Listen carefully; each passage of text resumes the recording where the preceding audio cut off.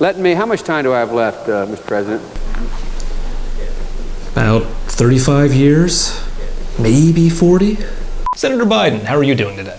I've got a habit. I'm shooting people. I'm robbing people. Oh my God, who are you shooting? Cops. DEA agents. FBI agents. Oh, jeez. I apologize for taking my coat off, but it's awfully hot in this room. You're welcome to if you feel the need. Well, if you insist.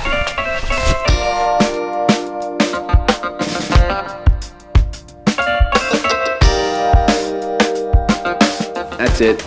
I'm off heroin. Stop! And the reverse. Senator Biden, how do you think we should deal with young people behaving disruptively in movie theaters? Shoot the children. Senator Biden, is carnitas beef or pork?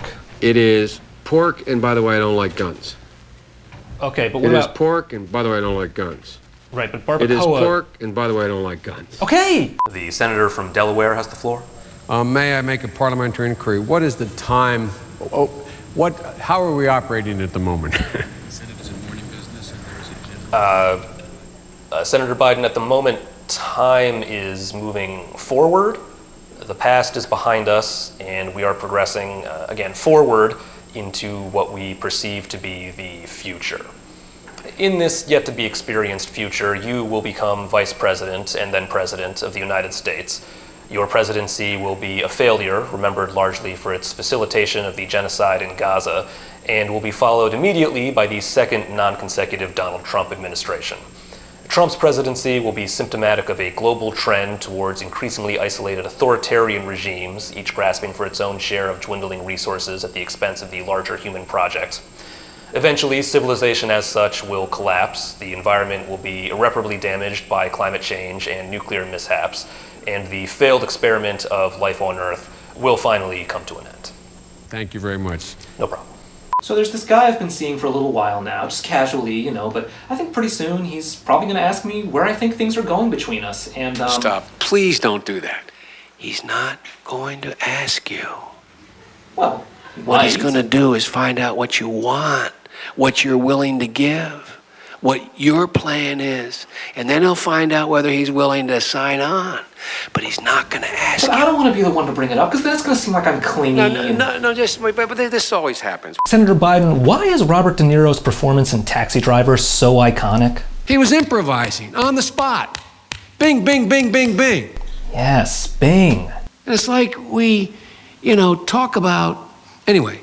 Vice President Biden, now that you've achieved the vice presidency, are you looking to ceremonially mark your ascendance with any particular act of decadent cruelty? Everybody knows that I'm looking to hang somebody. Not a joke. No, that's a good one.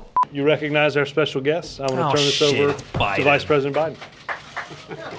You act surprised. Yeah, I wanted to hear from Obama, not you worthless old fossil. Well, I'm glad to see the reverence for the vice presidency still exists. Oh, fuck off. The fact is that... Joe Biden. Joe, can you hear me, Joe? This is your great-great-grandson, Finnegan Biden. I am transmitting a message into your brain from the future. Now listen carefully. I don't know if you can hear, I can hear, but anyway. No one can hear me but you, Joe. Listen. You're on track to win in 2020. But you need to not run for a second term.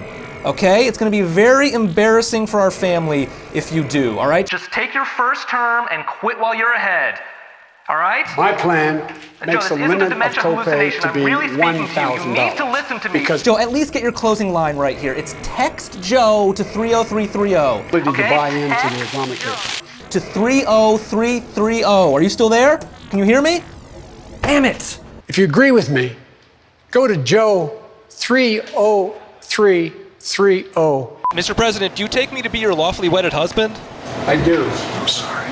Really? So you and I, we're a married couple now, till death do us part. You and me. Yes.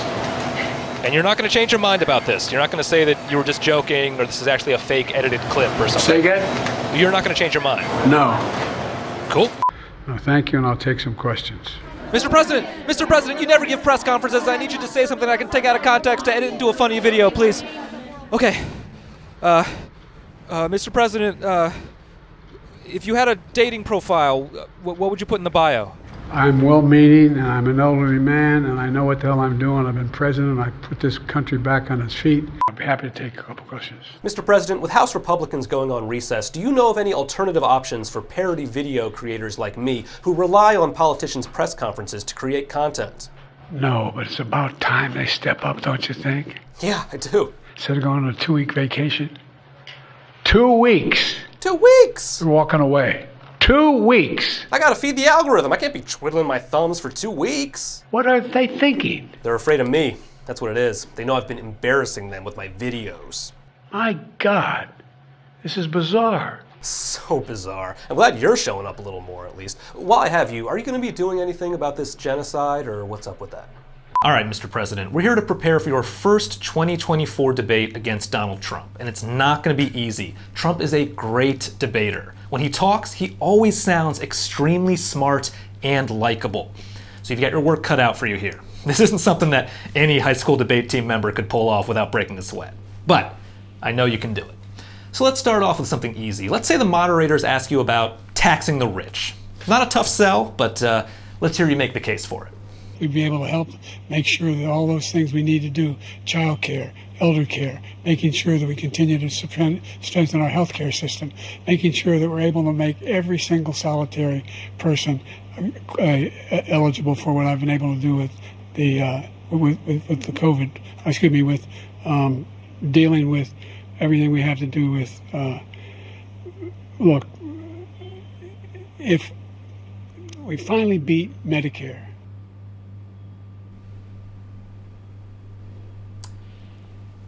Okay, that was fantastic. No notes in the real debate. Say it exactly like that, except you closed your mouth a little at the end there. You gotta leave that mouth hanging open, buddy. We've been over this. It was a bad night. We understand that it was a bad night. And the president has spoken to this. And he understands that. First debates for incumbents, sometimes is not their best.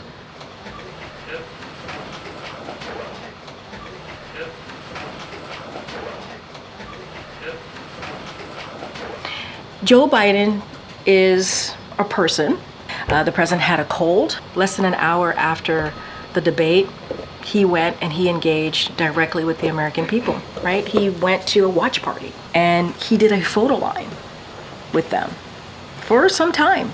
Then the next day, he went to North Carolina, spoke in front of hundreds of supporters there who said, "We support you, Joe. We love you, Joe." Well, let me just finish. And so, again, we understand. We're not taking away from what you all saw or what the American people saw. We understand. It was a bad night. This is a president, you've heard me say this, we've talked about this. He's been able to give us an economic recovery, the strongest economic recovery in modern history. He defeated Big Pharma. We finally beat Medicare.